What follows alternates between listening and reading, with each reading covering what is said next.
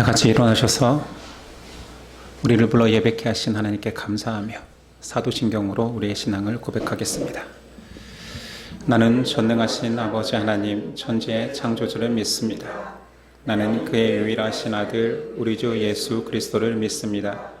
그는 성령으로 잉태되어 동정녀 마리아에게서 나시고 본디오 빌라도에게 고난을 받아 십자가에 못 박혀 죽으시고 장사된 지 사흘 만에 죽은 자 가운데서 다시 살아나셨으며 하늘에 오르시어 전능하신 아버지 하나님 우편에 앉아 계시다가 거기로부터 살아있는 자와 죽은 자를 심판하러 오십니다. 나는 성령을 믿으며 거룩한 공교회와 성도의 교제와 죄를 용서받는 것과 몸의 부활과 영생을 믿습니다. 아멘.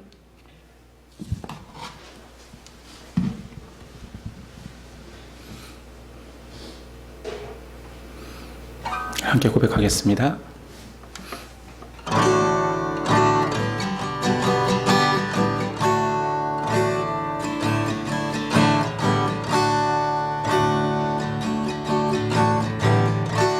주의 임재 앞에 잠잠해 주 여기 계시네.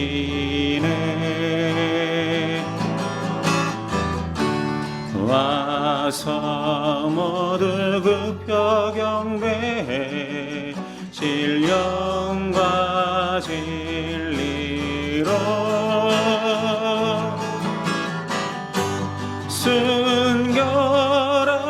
순결하신 주님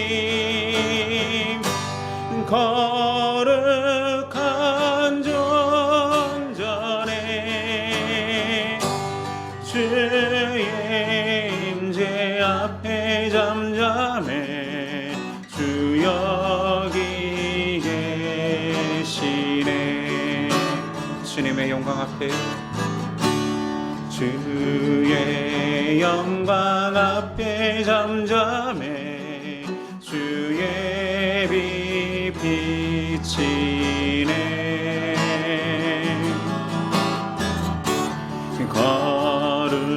거룩한 불 태우시며 영광의 관세네.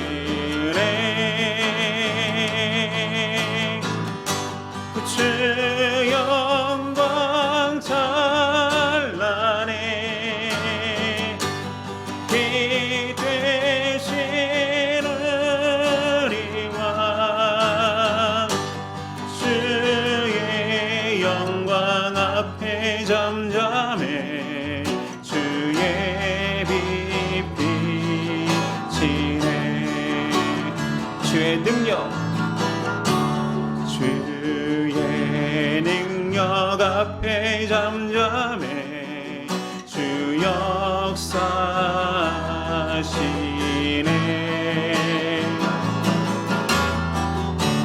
죄 사고 치유하시니 놀라운 주네.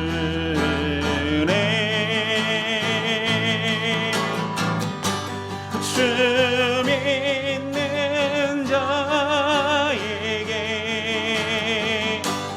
능치 못함 없네. 주의 능력 앞에 잠잠해 주 역사하시네. 순결하신 주님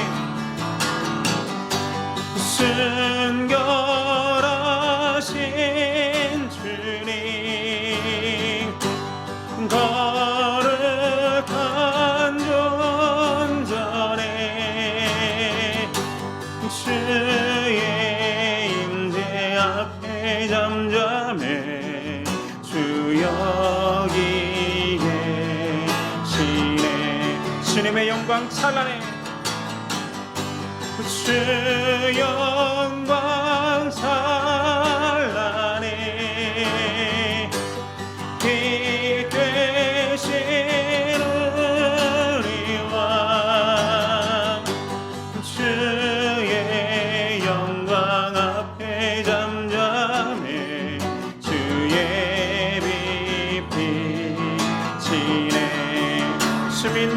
자에게 주 믿는 자에게 능치 못함 없네.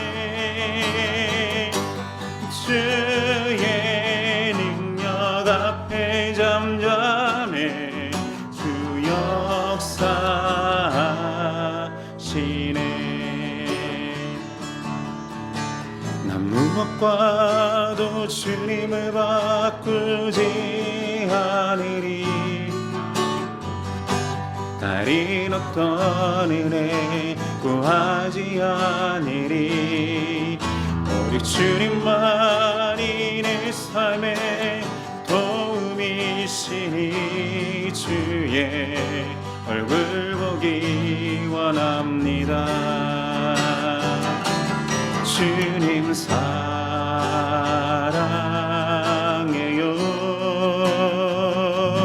온 마음과 정성 다해 하나님의 신실한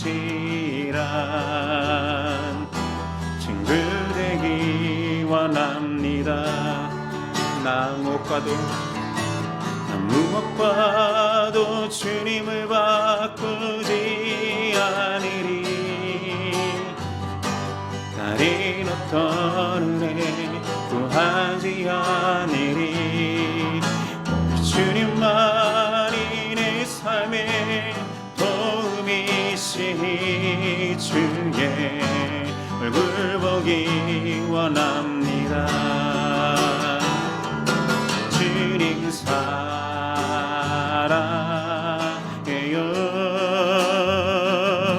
온 마음과 정성 다해 하나님의 신실한 친구 되기 원합니다. 주님 사랑합니다. 주님 사랑해요. 다시 고백할까요? 주님 사랑해요. 주님 사랑해요. 주님 사랑해요. 주님 사랑해요. 주님 사랑해요. 주님 사랑해요. 주님 사랑해요. 온 맘과 정성 다해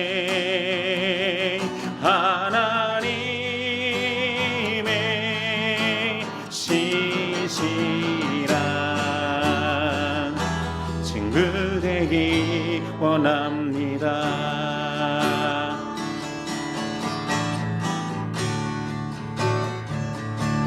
참 아름다워라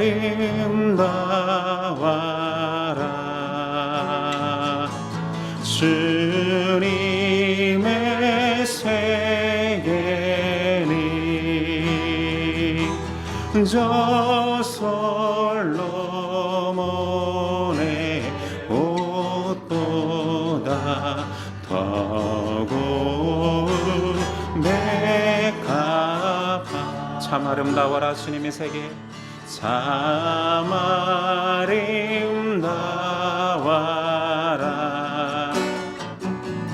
주님의 세계니 저 솔로몬의 옷보다 더 고운 백합화. 주님을 찬송하네. 주 찬송하네. 내 저 맑은 새소리 내 아버지의 지신 그 솜씨 깊도다. 이 2절 고백합니다. 참 아름다워라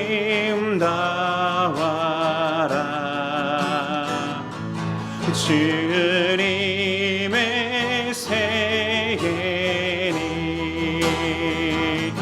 저 아침에 와 저녁 놀 밤하니 빛난 별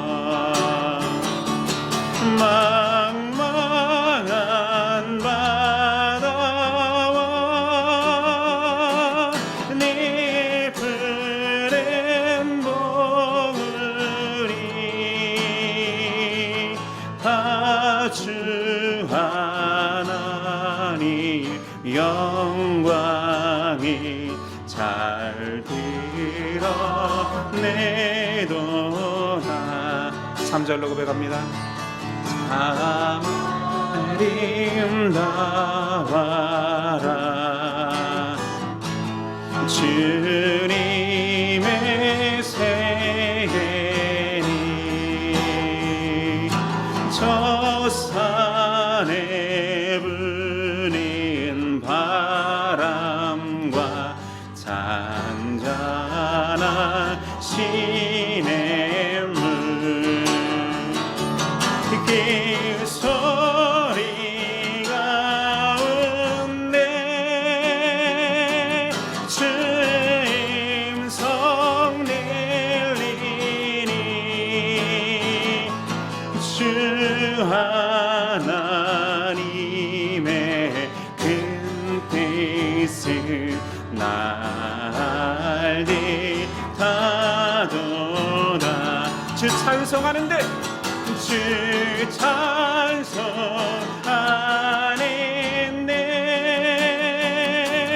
저 맑은 새소리 내 아버지의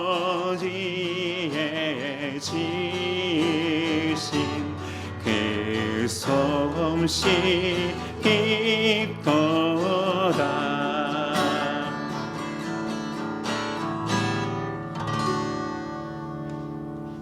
침묵으로 계속 기도하겠습니다.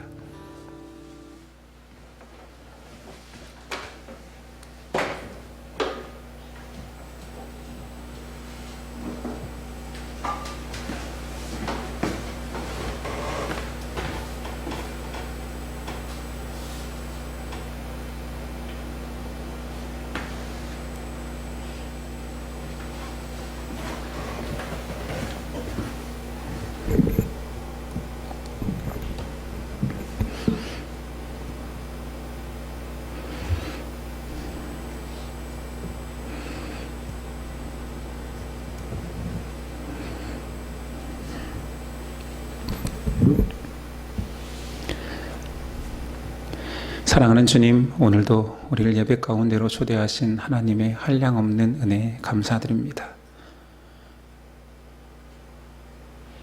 매주 초대되는 예배이기에 이 감격을 우리 안에서 시들해 줄 수가 있습니다.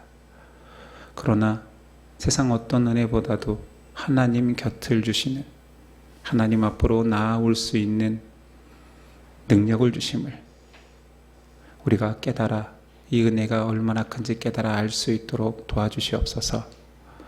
소리하기 쉬운 일상의 예배 속에서 하나님의 초대하심이 죄인된 우리에게 큰 용납함임을 기억하며 감격하며 살 수 있는 우리 되도록 도와주옵소서. 한 주간 불의한 모습, 죄악된 모습, 하나님을 기억하지 못하는 모습이 있었지만 우리를 용서하여 주시고 이 시간 보혈로 깨끗게 하옵소서. 은혜가 감사하여서 예물 가지고 왔습니다. 작은 예물이지만 물질의 양을 보시지 않으시는 하나님, 중심과 마음을 보시고 흠양하여 주옵소서. 이 예물이 쓰이는 곳에 하나님의 사랑이 잘 전파될 수 있도록 도와주시옵소서. 주님, 오늘도 우리에게 은혜의 말씀을 주십니다. 심령 가운데 새겨질 수 있도록 도와주시고 성령님 함께 하옵소서. 예수 그리스도 이름으로 기도드립니다. 하나님이 이 모든 말씀으로 말씀하여 이르시되 나는 너를 애굽 땅 종되었던 집에서 인도하여 낸 내 하나님 여호와니라. 제 일은 나 외에는 다른 신들을 내게 두지 말라. 제 이는 너를 위하여 새긴 우상을 만들지 말고 또 위로 하늘에 있는 것이나 아래로 땅에 있는 것이나 땅 아래 물속에 있는 곳에 어떤 형상도 만들지 말며 그것들에게 절하지 말며 그것들을 섬기지 말라. 제3은 너는 내 하나님 여호와의 이름을 망령되게 부르지 말라. 제4는 안식일을 기억하여 거룩하게 지키라. 제5는 내 부모를 공경하라. 제6은 살인하지 말라. 제7은 간음하지 말라. 제8은 도둑질하지 말라. 제9는 내 이웃에 대하여 거짓 증거하지 말라. 제10은 내 이웃의 집을 탐내지 말라. 예수께서 이르시되 내 마음을 다하고 목숨을 다하고 뜻을 다하여 주 너의 하나님을 사랑하라 하셨으니 이것이 크고 첫째 되는 계명이요 둘째도 그와 같으니 내 이웃을 내 자신같이 사랑하라 하셨으니 이 두 계명이 온 율법과 선지자의 강령이니라. 아멘.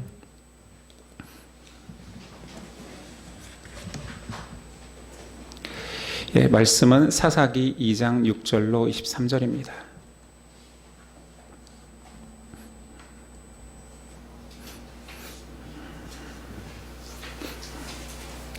구약성경 사사기 2장 6절로 23절. 좀 길지만 저와 여러분들이 교독하도록 하겠습니다. 2장 6절입니다.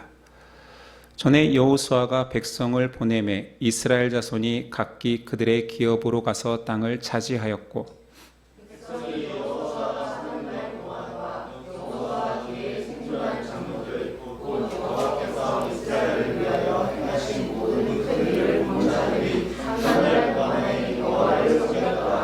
여호와의 종 눈의 아들 여호수아가 110세에 죽음에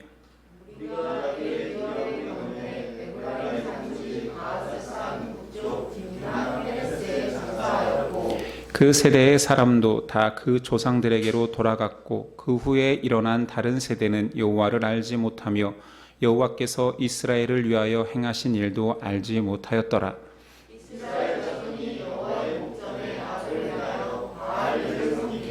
애굽 땅에서 그들을 인도하여 내신 그들의 조상들의 하나님 여호와를 버리고 다른 신들 곧 그들의 주위에 있는 백성의 신들을 따라 그들에게 절하여 여호와를 진노하시게 하였으되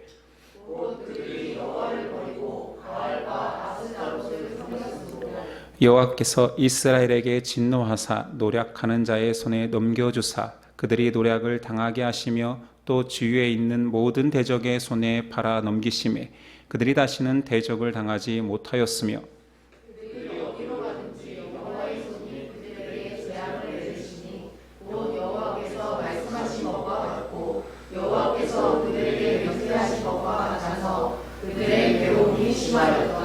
여호와께서 사사들을 세우사 노략자의 손에서 그들을 구원하게 하셨으나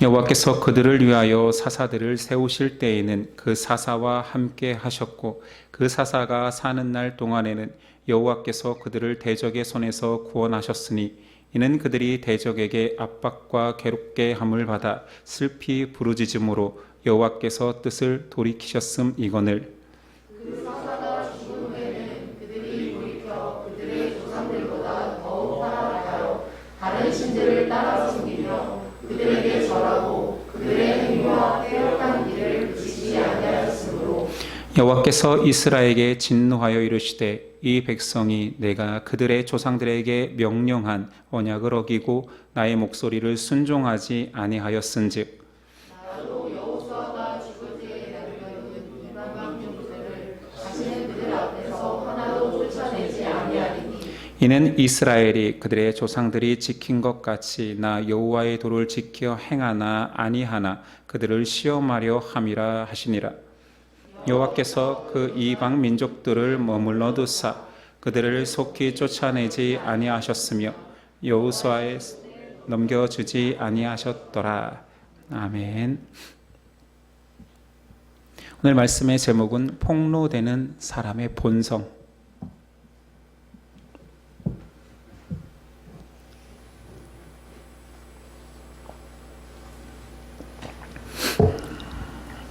폭로되는 사람의 본성이라는 제목으로 은혜 나누겠습니다. 사사기는 사사들이 등장하는 본격적인 사사들의 에피소드가 있기 전에 이스라엘의 죄악된 모습을 사사기 전반부에 계속 폭로하고 있습니다. 오늘 말씀도 또다시 이스라엘의 상태를 폭로합니다. 하나님을 그 전에는 잘 섬기던 이스라엘이라 말합니다. 6절, 7절. 전에 여호수아가 백성을 보내매 이스라엘 자손이 각기 그들의 기업으로 가서 땅을 차지하였고 백성이 여호수아가 사는 날 동안과 여호수아 뒤에 생존한 장로들 곧 여호와께서 이스라엘을 위하여 행하신 모든 큰 일을 본 자들이 사는 날 동안에 여호와를 섬겼더라. 여호수아 생전과 그와 함께 활동하였던 장로들이 있을 때에는 여호와를 섬겼고 당연히 전쟁도 승리하였습니다. 여호수아가 누구라 했습니까? 이름이 동일한 예수님의 예표라고 했잖아요. 사사기 전체의 주제인 하나님과 동행하면, 예수님과 동행하면 승리라는 공식을 말하고 있지요. 그러나 이스라엘은 하나님의 은혜를 잊습니다. 8절이야. 여호와의 종 눈의 아들 여호수아가 110세에 죽음에 무리가 그의 기업의 경내 에브라임 산지 가스산 북쪽 딥낫 헤레스에 장사하였고 그 세대의 사람도 다 그 조상들에게로 돌아갔고 그 후에 일어난 다른 세대는 여호와를 알지 못하며 여호와께서 이스라엘을 위하여 행하신 일도 알지 못하였더라. 여호수아가 죽은 직후부터 이스라엘은 여호와를 알지 못한다라고 단정할 만큼 하나님을 잊습니다. 그러니까 여호수아 생전의 세대와 여호수아가 죽은 이후의 세대 간에 깊은 신앙적 단절이 있음을 말하고 있지요. 여호수아 이후의 세대는 우리가 지금 보고 있는 사사기 시대입니다. 계속 언급했듯이 사사기 시대는 죄의 악순환의 반복 패턴입니다. 죄를 짓고 멸망합니다. 하나님께 부르짖어 사사를 보내줘서 구원합니다. 그러면 또 구원을 맛본 이스라엘은 또다시 죄를 짓는 이 죄된 패턴이 계속되지요.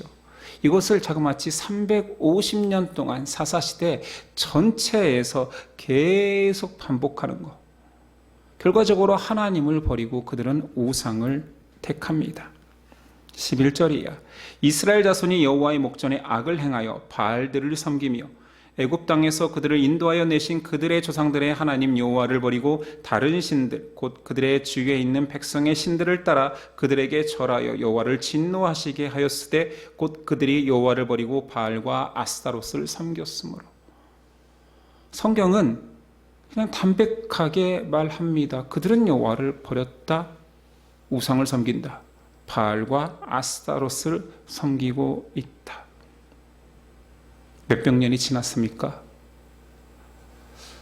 바로 전 세대 이 가나안 땅에 들어올 때 이끌던 여호수아가 있을 동안에는 여호와를 섬겼으되 그 세대가 가자마자 이스라엘 전체 한두 명이 아니라 전체가 다 바알로 넘어갔다라고 말합니다.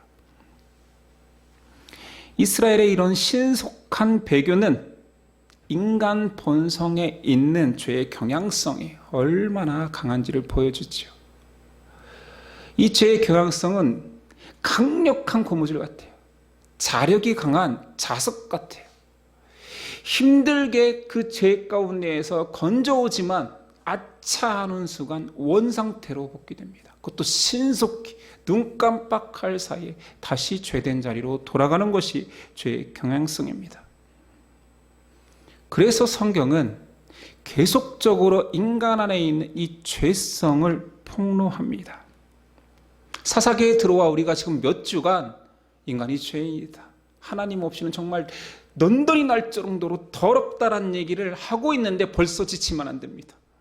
성경 전체에 너무나 많이 등장하고 있고 사사기 전반부에 조금 강조되는데 또 죄 얘기야, 또 우리의 죄를 폭로하는 거야 라고 힘들어하면 안 돼요.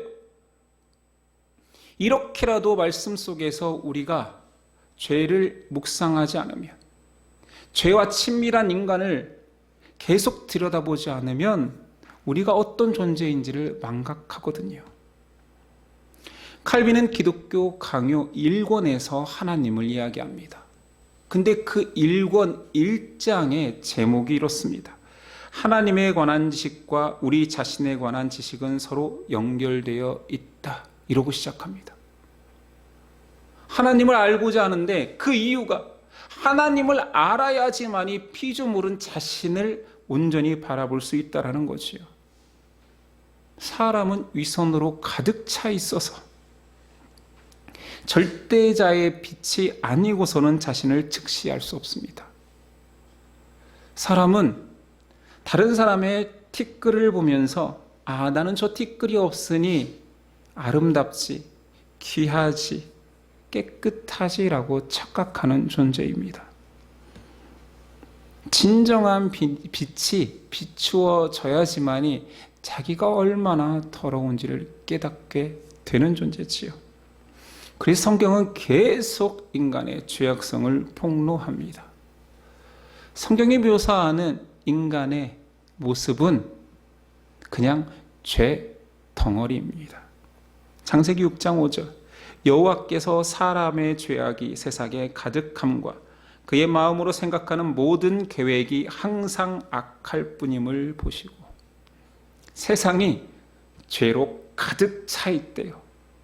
사람의 마음도 죄로 가득하대요. 그럼 온 세상이 죄란 얘기 아닙니까? 사람 밖에도 가득, 그 마음속도 가득.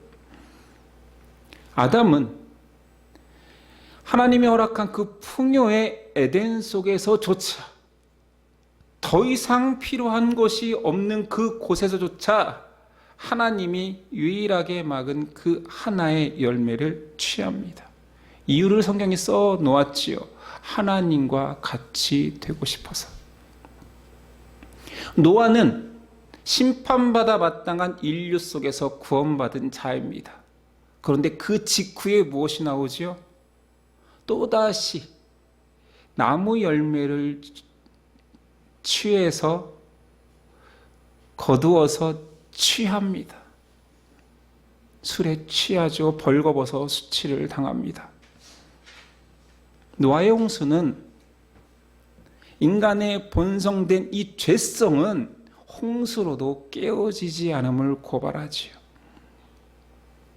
여러분은 쓰레기를 씻습니까?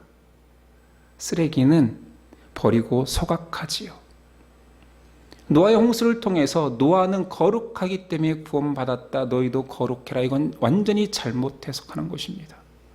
인간은 죽을 수밖에 없는, 정말 태워버리고 소각할 수밖에 없는 그런 죄된 상태지만 내가 택한 자는 내가 구원해내겠다라는 하나님의 의지가 담겨 있고, 그 안에서 전 인류는 소각되어 마땅한 죄인임을 선포한 것입니다. 우리 속담에 확실히 우리 선조들은 사람을 잘 아는 것 같아요. 사람 바꿔 쓰는 거 아니다 라고 말할 정도로 사람의 죄성을 다 뚫어보고 있는 거죠. 변하지 않는다. 변한 것 같지만 언제든지 다시 돌변한다. 사람의 본질 첫 번째는 씻겨지지 않는 죄인이라는 것입니다. 두 번째, 성경이 사람을 이야기할 때 비참한 존재나 말합니다.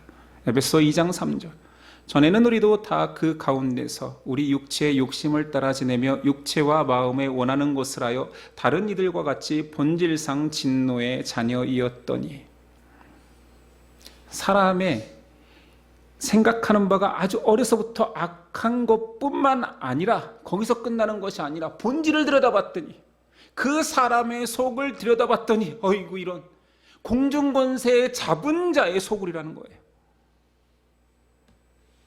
악마가 가득하다라는 거지요. 귀신의 소굴입니다. 그렇게 점령당해 있는 인간을 보며 성경은 비참하다라고 말하는 거예요. 악의 공장에서 나오는 것은 악일 수밖에 없습니다. 그 공장의 본질이 악이라니까요. 깨끗한 척한 악입니다.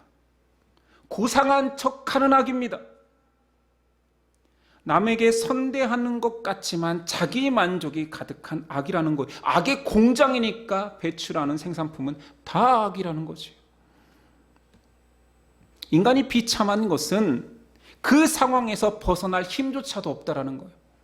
마귀가 사로잡고 있기 때문에 결코 사람은 그 능력으로 그 비참함에서 벗어날 수 없다 말합니다. 이 비참함을 계속 들어볼까요? 이사야는 말합니다. 57장 3절이야.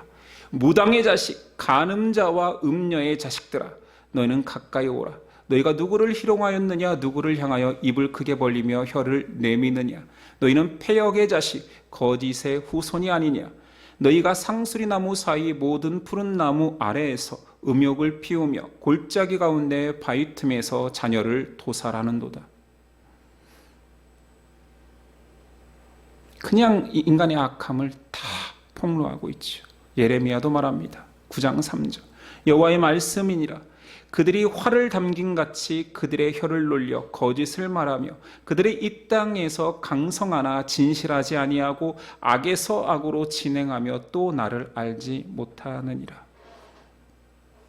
아이, 설마 우리는 그 정도는 아니잖아요 라고 한다면 그 말을 누가 한지 아십니까? 예수님의 12 제자를 향해 예수님이 이곳에 배신할 자가 있을 거야. 저는 아니지요 라고 가룟 유다가 말했습니다.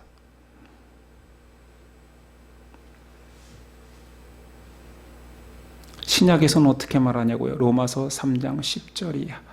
기록된 바 의인은 없나니 하나도 없으며 깨닫는 자도 없고 하나님을 찾는 자도 없고 다 치우쳐 함께 무익하게 되고 선을 행하는 자는 없나니 하나도 없도다. 그들의 목구멍은 열린 무덤이요 그 혀로는 속임을 일삼으며 그 입술에는 독사의 독이 있고 그 입에는 저주와 악독이 가득하고 그 발은 피 흘리는데 빠른지라.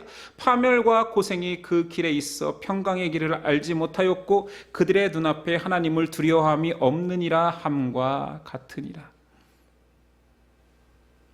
사람이 자기 스스로 변화할 수 있는 자기 갱생이 가능하다라고 말하는 것입니까? 성경은 모든 세대, 모든 사람들의 본성이 철저하게 악으로 가득하다. 그리고 그 악은 썩어서 그 사람을 망가뜨리는데 회복 불가능하다라고 고발합니다. 우리가 성경을 보며 이런 본문을 만날 때마다 이건 내 이야기가 아니야. 예수님 만나기 전에 내 모습이야 라고 착각해서는 안 됩니다. 그런 사람들에게 성경은 읽을 곳이 없어요. 오늘 사사기에서 우리 이스라엘 백성들 못 쓰겠네. 하나님을 믿으면서 이렇게까지 배신하고 또 배신하고 불순종하고 또 불순종할 수 있어. 나는 이 정도는 아니지 라고 생각한다라면 성경이라는 거울을 보면서 자신이 깨끗하다라고 말하는 기만의 추악함까지 가지고 있는 거지. 이렇듯 사람의 본성은 죄로 가득 찬 존재며 그 죄에서 헤어나올 수 없는 비참함의 존재입니다. 사사기는 그것을 이야기하고 싶은 거예요. 왜냐하면 모르니까요. 사람이 몰라요, 자신을.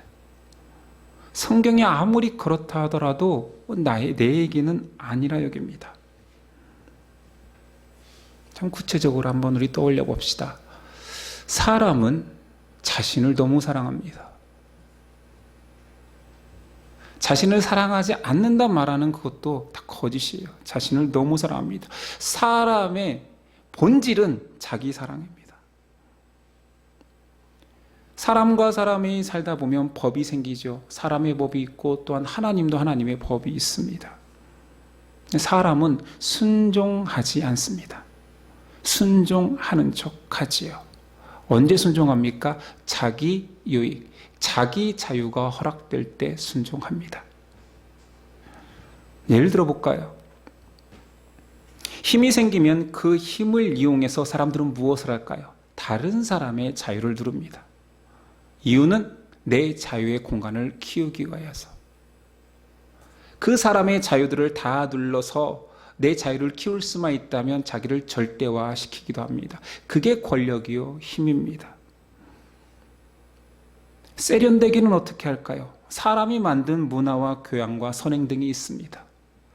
그것들을 선점한 자들이 있어요. 만든 자가 있으니까 그것을 사용하는 자들이 있지요. 그것을 가지고 선행도 하고 문화도 선점하여서 힘을 과시하죠. 이유는 자기 자유를 넓히기 위함입니다. 제가 너무 인간을 악하게만 보나요? 아니요.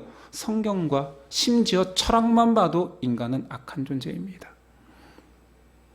이기적인 사람들이 넘쳐나기 때문에 이타적으로 사는 사람들이 있으면 선한 존재로 다 착각해요. 더 어려워졌나요? 더 쉬운 예를 들어봅시다. 사극 같은 걸 보면 대감, 존경받는 대감님이 나옵니다. 대감님들은 많은 식솔들을 거느리고 있죠. 종들이 있습니다. 그렇게 존경받고 아름다운 모습으로 묘사되지만 결코 종들에게 자유를 주지는 않습니다. 물론 그때의 세계관이 한 사람의 힘으로 깰 수 없는 세계관일 수도 있어요. 종과 주인이 분리된 세계관이니까요. 그러나 언제 자유를 주는지 압니까? 대감님은 꼭 모함을 당하죠. 그런 조모들은 항상 모함을 당하잖아요. 모함을 당해서 자기가 잡혀가거나 자기 자유가 박탈될 즈음 종들을 불러 돈 조금 지어주며 자유를 허락합니다. 왜 그때 자유를 줍니까? 진정 자유를 줄 수 있는 막강한 힘이 있을 때에는 주지 않으면서 좋은 대감 행세하면서 내 자유가 박탈당하고 더 이상 종의 자유조차 내가 컨트롤할 수 없을 때에는 선심을 쓰는 거죠. 제가 보는 사극의 대감들은 다 그렇던데요. 그러나 한 사람에게 절대자가 임하면 굉장히 독특한 현상이 나타나니 윌리엄 윌버포스 또는 링컨과 같은 사람은 흑인을 해방시켜주기 위하여서 자신이 높아지지 않습니다. 자기 의를 이야기하지 않고 동일하게 그들이 흑인을 해방하겠다라고 할 때 느끼는 감정은 내가 저 사람과 같은 죄인이다. 낮아짐이죠. 철저하게 빛 가운데로 나오니 저 사람과 나하고 다른 게 무엇인가? 오히려 나는 더 추악한 죄인이구나.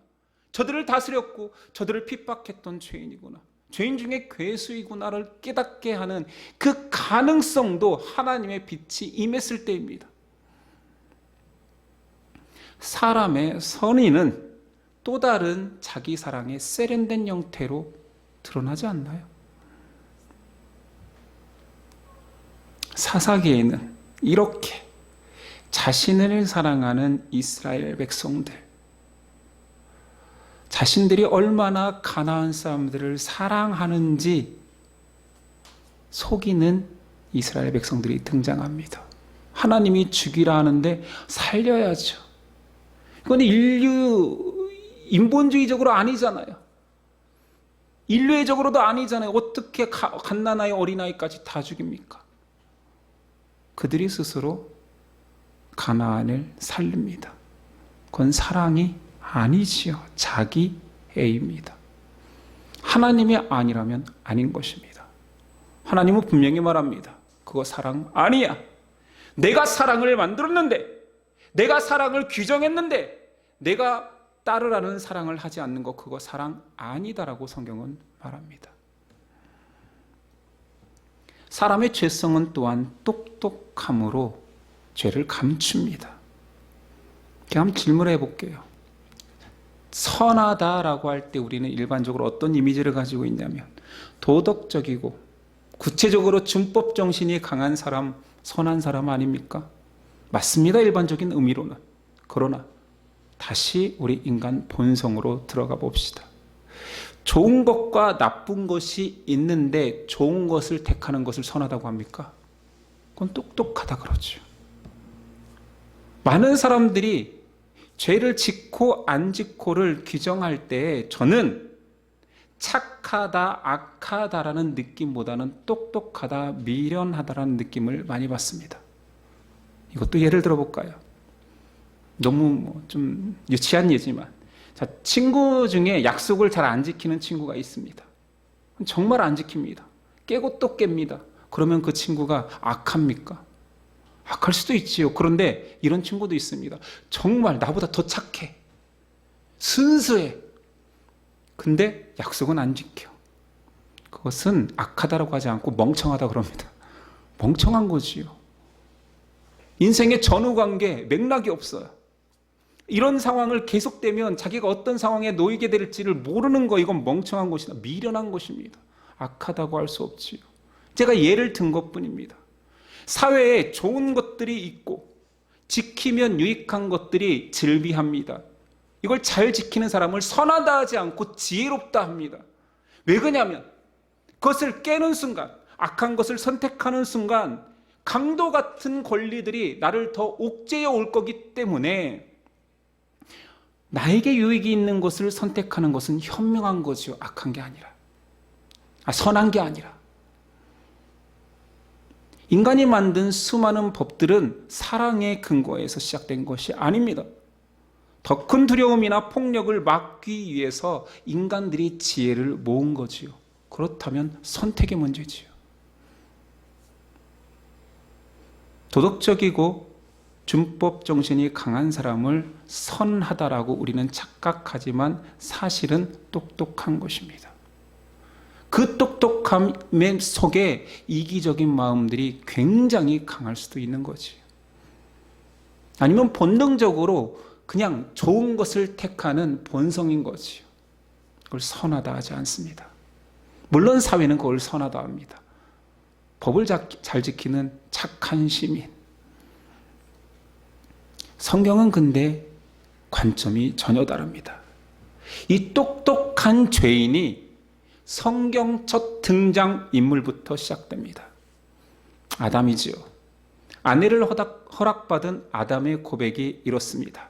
너무 행복하고 좋을 때죠. 이렇게 고백합니다. 내 뼈 중에 뼈요, 내 살 중에 살이로다. 이보다 아름다운 고백할 수 있습니까? 아담은 참 똑똑합니다. 이쯤에서 이런 시 같은 고백을 해줘야지 인생 편하잖아요. 어제 결혼식 보니 우리 형제도 똑똑하더라고요. 아내를 위해서 죽도록 봉사하겠다라는 그 얘기를 고백할 때 우리 멤버들만 웃더라고요. 다른 사람들은 믿나 봐요. 저렇게 죽도록 봉사하면 그냥 죽을 텐데. 그러나 지금은 똑똑한 것입니다.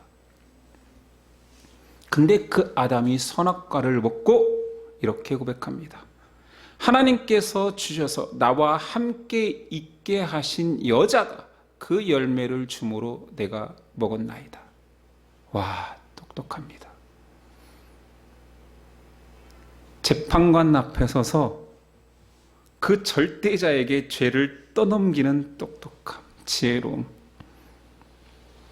이게 지혜 속에, 똑똑함 속에 죄를 감출 수 있는 인간의 본성입니다. 사사기에는 이런 이스라엘 사람들이 등장해요. 하나님보다 더 현명한 척합니다. 하나님보다 더 지혜로운 척합니다. 안타깝지만 세상 사람들이 보편적으로 믿는 사람들, 특별히 교회 다니는 사람들이 왜 그렇게 얍삽하게 산다라고 여길까요? 저는 이제 지쳤습니다. 언급하기도 싫어요. 뜬다는 드라마에는 무조건 기독교를 비난하거나 조롱하는 내용을 무조건 넣게 돼 있어요. 안 그렇습니까? 요즘은 다 그렇습니다. 근데 그게 진실이니까 그렇지. 왜 그렇게 믿는 사람들 중에, 교회 다니는 사람 중에 얍삽하고 더 얄미운 사람이 많습니까? 하나님의 진리마저 거룩이라는 가면을 쓴 채 자신의 유익을 위해 살기 때문입니다. 차라리 거룩을 이용이나 하지 말지 세상처럼 서로.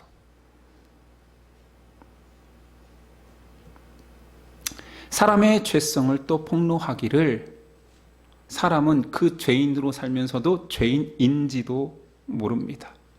결국은 그 죄가 그 자신까지 속입니다. 반복되니까 그렇습니다. 위기에 빠지니 하나님을 찾습니다. 산신령을 찾듯 구하니 구해주십니다. 또 망각합니다. 어쭈, 이거 한번 먹히네? 또 다시 구합니다. 또 살려주십니다. 그리고 또 배신합니다. 16절 이하. 여호와께서 사사들을 세우사 노략자의 손에서 그들을 구원하게 하셨으나 그들이 그 사사들에게도 순종하지 아니하고 오히려 다른 신들을 따라가 음행하며 그들에게 절하고 여호와의 명령을 순종하던 그들의 조상들이 행하던 길에서 속기 치우쳐 떠나서 그와 같이 행하지 아니하였더라. 시작은 구하니 하나님께서 구원하셨더라. 사사를 보내어 구원하셨더라. 그러나 그 이후에는 사사를 따르지 않더라. 다행히도 성경은 이렇게 추악한 인간을 폭로하기만 하고 끝나는 것이 아니라 그 추악한 죄인을 구원하십니다. 사사기에도 계속 등장하지요. 하나님은 이스라엘을 또 구하십니다. 또 사사를 보내어 구하십니다. 18절 여호와께서 그들을 위하여 사사들을 세우실 때에는 그 사사와 함께 하셨고 그 사사가 사는 날 동안에는 여호와께서 그들을 대적의 손에서 구원하셨으니 이는 그들이 대적에게 압박과 괴롭게 함을 받아 슬피 부르짖음으로 여호와께서 뜻을 돌이키셨음이거늘. 부르짖으면 또 사사를 보내어 구원하십니다. 그리고 또 사사를 떠나보내 이스라엘을 심판하십니다. 19절 이하. 그 사사가 죽은 후에는 그들이 돌이켜 그들의 조상들보다 더욱 타락하여 다른 신들을 따라 섬기며 그들에게 절하고 그들의 행위와 패역의 길을 그치지 아니하였으므로 여호와께서 이스라엘에게 진노하여 이르시되 이 백성이 내가 그들의 조상들에게 명령한 언약을 어기고 나의 목소리를 순종하지 아니하였은즉 나도 여호와가 죽을 때 남겨둔 이방 민족들을 다시는 그들 앞에서 하나도 쫓아내지 아니하리니. 이제 막 외우겠지요. 내용이 똑같잖아요. 또 사사를 보내어 구원하시면, 구원을 받으면, 자유로워지면 또 다시 사사에게 불순종하고 사사는 뒷방으로 밀려나고 또 그 죄의 값으로 심판을 받으면 또 사사를 불러 하나님은 구원케 하시고 하나님께 부르짖고 계속 반복됩니다. 아니 한 3번만 쓰면 이 글의 주제는 파악할 수 있잖아요. 4번 이상 쓰면 이거는 글이 망가집니다. 말도 안 되는 글이잖아요. 누가 읽겠습니까? 뒤에 내용 똑같은데 뭐로 또 봐. 근데 끝까지 사사기 그 긴 성경에 계속 반복합니다. 내용은 똑같습니다. 사사가 있으면 구원, 사사가 없으면 멸망. 왜 그러실까요? 2가지 이유가 있겠죠. 첫째는 우리의 패역함이 아무리 강조해도 지나치지 않다라는 거죠. 또 하나는 하나님의 마음이 계속 드러나는 것입니다. 사사기에서 끝나는 것이 아니라 선지서도 동일한 내용이니까요. 성경이 두꺼워진 이유는 하나님의 사랑이 크셔서고 그 사랑을 못 알아듣는 사람의 악함이 커서입니다. 계속 반복함으로 사람이 하나님과 동행하지 않고는 죽을 수밖에 없는 절대 의존적 존재임을 선언하는 것입니다. 못 알아들으니까 또 얘기하고 잔소리하듯 또 써있고 또 써있고. 당연하다고 여기는 것보다 더 당연한 것을 우리는 진리라고 하지요. 진리는 어려운 게 아닙니다. 그냥 우리 생각에 당연한 것들입니다. 물고기에게 물이 없으면 죽습니다. 새에게 날개가 없으면 더 이상 새라고 하지 않지요. 사람에게 공기가 없어도 죽겠지요. 빛이 없는 세상은 멸망입니다. 당연하지요. 너무 쉽지요? 자, 그러면 한 가지를 더 이야기할 텐데 이것은 당연하게 여기지 않습니다. 사람은 하나님 없이 살 수 없습니다. 이게 더 세상 모든 진리보다 더 강력한 것이지요. 물고기가 물을 떠나는 것보다, 사람이 공기가 근데 없는 곳에 사는 것보다, 사람이 창조주가 없는 인생을 사는 것보다 더 말이 안 되는 것은 없습니다. 근데 그 더 말이 안 되는 것을 신앙인들조차 인식하지 못하고 그걸 당연하게 여기지 않고, 세상은 뭐 모르죠. 자신들은 공기 없이도 살 수 있는 존재인 양, 날개 없이도 날 수 있는 새인 양, 물 없이도 헤엄칠 수 있는 물고기인 양 살아가고 있습니다. 사람에게 수많은 시련과 절망, 이스라엘에게 전쟁이 허락된 이유는 그 모든 삶 속에서, 그 고난 속에서, 힘든 속에서 창조자가 없으면 너희는 죽는 존재야. 그냥 니네 존재의 가치가 없어. 이유가 없어. 하나님을 떠나서 무슨 바알을 섬기고 아스타를 섬겨, 그건 더 이상 사람이 아니야. 그건 짐승이야. 짐승도 아닌 거죠. 그냥 무예요, 무. 가나안이 왜 멸망당합니까? 하나님이 없으므로. 그들의 의식 속에는 절대자라는 존재가 바알과 아스타롯이라는 우상일 수밖에 없으니. 그래서 22절에 나오는 것입니다. 이는 이스라엘이 그들의 조상들이 지킨 것 같이 나 여호와의 도를 지켜 행하나 아니하나 그들을 시험하려 함이라 하시니라. 하나님이 시험했대요. 하나님이 전쟁을 시킨 거예요. 하나님이 가나안 백성을 남겨두신 거예요. 이유는 전쟁을 하면서, 고난을 당하면서 너희가 나를 주라 고백하고 내 주인님이라고 고백하는지 볼 것이다. 나와 동행을 하려 하는지 안 하는지를 볼 것이다. 이제 우리 모든 사람의 인생을 허락한 하나님의 이유를 알겠습니까? 살아라, 고난 당해라, 힘들어도 된다, 넘어져도 된다, 아파도 된다. 그 속에서 나와 동행하는 너만 존재함을 인정하라라는 거지요. 인생은 믿음을 발견하는 장입니다. 인생 속에서 성공을 이야기하는 순간 성경이 아니에요. 아니, 예수님의 삶보다 더 귀한 삶이 있습니까? 예수님 따라가겠다, 작은 예수 되겠다 하는데 예수님이 사람이 가지고 있는 그 성공을 성취한 적이 없어요. 성취할 만하고 부활하고 이제 사람들을 모으고 가장 위대한 왕 중의 왕이 되실 수 있는 그 순간 올라가 버리십니다. 그런데 예수님을 따라가겠다라고 작은 예수 살겠다라는 신앙인들조차 왜 그렇게 성공이 많습니까? 왜 그렇게 가져야 되는 게 많습니까? 풍요보, 예수님이 새끼 낳고 잘 살았습니까? 예수님이 부자 됐어요? 예수님 떠나는 그 순간까지 홀로였습니다. 가난한 자가 더 부하다라고 말씀하십니다. 땅을 한 평 얻고 가셨습니까? 그곳에 교회를 세워라 하시고 가셨습니까? 그런데 교회는 얼마나 탐욕적입니까? 탐욕이라는 말 뒤에 숨지도 마세요.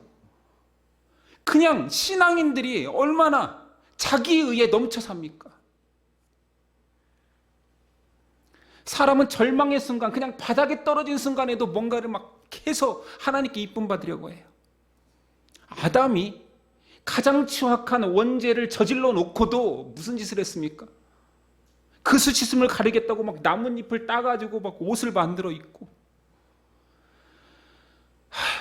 그렇게 가리면 가려집니까?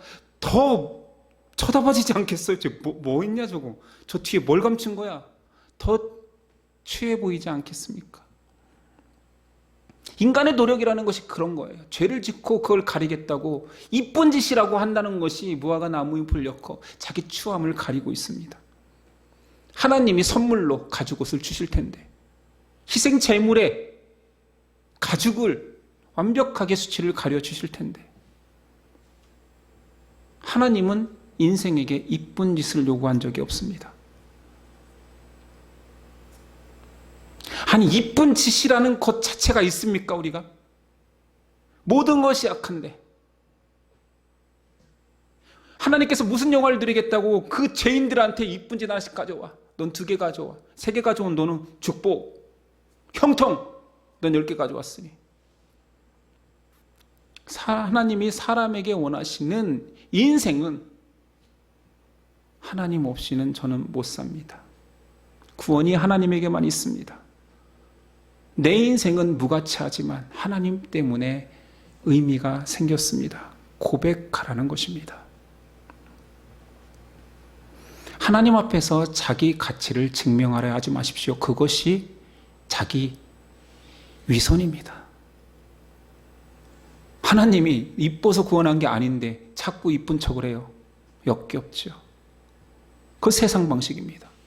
그 무엇이 하나님 앞에서 이쁘냐? 하나님 앞에서 나의 무가치함을 고백하는 것입니다. 저 쓸만하지요. 저의 가치가 이거지요. 제가 교회에 다니면 이것도 드리고 이것도 하고 이것도 하겠습니다가 아니라 하나님 앞에서 저는 무익한 종입니다. 아무것도 아닙니다. 그냥 하나님의 은혜 때문에 삽니다. 이 고백을 기다리는 거지요. 사사기의 끝까지 이스라엘 백성은 이 고백을 하지 않습니다. 사사기의 이스라엘 백성들은 끝까지 고상한 척합니다. 지혜로운 척합니다. 뭔가를 내가 하나님 앞에서 한 척합니다. 가나안 백성을 살려 도덕적인 척합니다. 차라리 살려달라고 우는 이스라엘 백성이 낫습니다.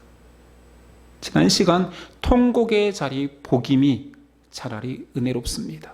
여호와의 사자가 하나님의 백성으로 인친 그 길갈의 은혜를 가지고 오실 것이기 때문이지요. 여러분 어떻게 신앙하겠습니까? 아직도 이쁜 짓 하는 신앙인을 원하십니까? 이쁜 짓 하면 상 주시는 하나님을 기대하십니까? 아니요. 하나님만 필요한 자입니다. 하나님 없이는 저는 못 사는 자입니다. 겸손히 하나님을 의지하는 절대 의존적 존재임을 고백하십시오. 사사기 그 많은 내용, 반복적인 죄악된 내용 속에서 우리가 깨달아야 되는 것은 더 멋진 신앙인이 되자가 아니라 이런 못난 나를 구원하신 가장 멋진 하나님을 고백하면 됩니다. 이것이면 충분한데 왜 신앙으로까지 자기 의를 쌓으려 하십니까? 왜 도토리 기재기하며 그걸로 끝나지 않고 내 신앙이 귀하다, 네 신앙은 멀었다 하십니까? 귀한 신앙은 나는 하나님 없이 살 수 없습니다. 하나님만 나의 주인이십니다. 제가 무익한 종이 과연 무엇을 하나님 앞에 해드릴 수 있겠습니까? 고백하는 그 아름다운 고백입니다. 내가 진정 죄인이라고 깨닫는 자는 선한 것을 자랑할 수가 없습니다. 아니 극악무도한 죄인이, 세상이 다 손가락질하는 죄인이 사회에 나와 꽃 한 송이 심었다고 자랑할 수 있습니까? 꽃밭을 만들었다라고, 내가 변화되었다라고, 내가 얼마나 아름다운 존재가 되었냐라고 자랑할 수 있습니까? 그 자랑 자체가 그의 회개를 의심할 수밖에 없습니다. 우리 그러지 맙시다. 우리 은혜를 떠올립시다. 나의 의가 아니라 나의 의는, 의라는 말조차도 부끄러울 만큼 그 크신 용납하심이 나를 하나님 앞으로 인도하셨음을 고백하는 저와 여러분 됐으면 좋겠습니다. 기도하겠습니다. 주님, 말씀 안에서 사람의 죄됨을 고백했으나, 함께 읽었으나 아직도 모자랍니다. 저희는 아직도 더 책망받아도 깨지지 않습니다. 홍수가 밀어닥쳐도 우리의 악함과 완고함은, 비참함은 쉬 깨지지 않습니다. 그런 우리일진데 보혈의 피가 우리를 박살내 버립니다. 십자가의 보혈의 은혜가 나의 모든 존재를 해체시킵니다.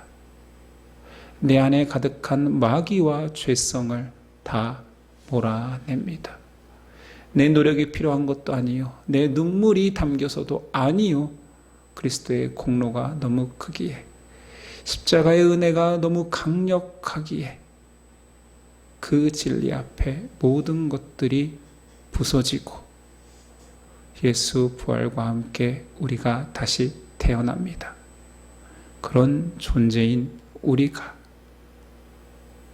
꽃을 자랑하고 향기를 자랑하기보다 그리스도를 자랑하고 하나님의 은혜를 고백하는 진실한 사람 되도록 도와주시옵소서. 우리는 계속 이스라엘처럼 못난 짓을 할 것입니다. 그러나 하나님의 은혜가 성령의 동행하심이 함께 하시기에 능히 마지막 날까지 우리 믿음을 지킬 것입니다. 인도하여 주옵소서. 예수님의 이름으로 기도드립니다. 아멘. 일어나서 결단 찬송 드리겠습니다.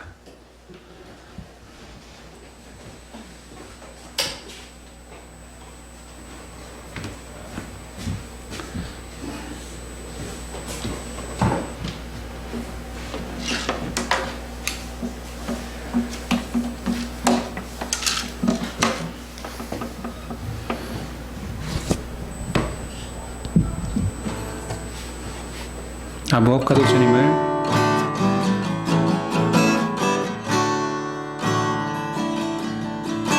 난 무엇과도 주님을 바꾸지 않으리. 다른 어떤 은혜 구하지 않으리. 주님만이 내 삶의 도움이시니 주의 얼굴 보기 원합니다. 다시 고백합니다. 난 무엇과도 주님을 바꾸지 않으리. 다른 어떤 은혜 구하지 않으리. 주님만이 내 삶의 도움이시니 주의 얼굴 보기 원합니다. 주님 사랑해요.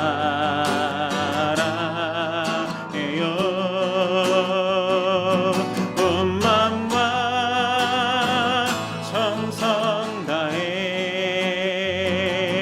하나님의 신실한 친구 되기 원합니다. 우리의 마음을 담아 난 무엇과도 주님을 바꾸지 않으리. 다른 어떤 은혜 구하지 않으리. 주님만이 내 삶의 도움이시니 주의 얼굴 보기 원합니다. 주님 사랑해요.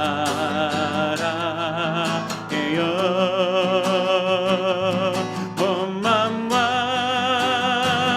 정성 다해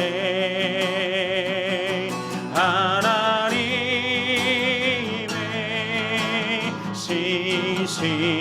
신실한 친구 되기 원합니다. 주님 사랑합니다. 주님 사랑해요.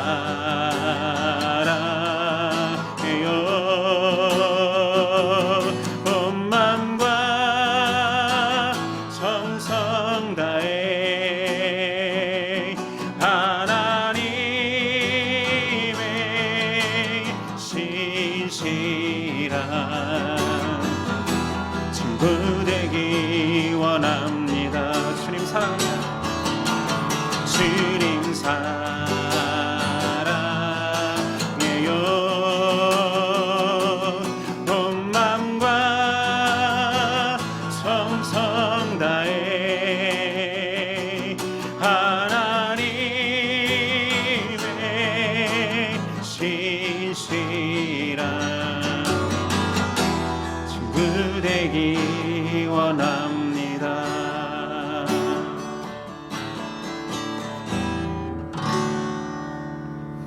기도하겠습니다. 이제는 우리 주 예수 그리스도의 그 큰 은혜와 아들을 보내신 하나님의 사랑하심과 성령의 교통하심이 죄인입니다. 그래서 하나님이 필요합니다 고백하는 저와 예심 형제의 자매 가운데 이제부터 영원까지 함께 하시기를 간절히 축원하옵나이다. 아멘.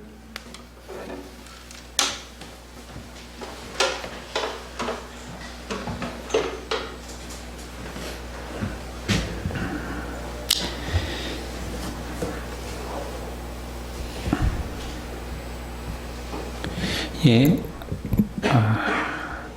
우리 옆 사람과 인사하겠습니다. 찬송가 가사로 인사할게요. 나 같은 죄인 살리신 주 은혜는 놀랍습니다.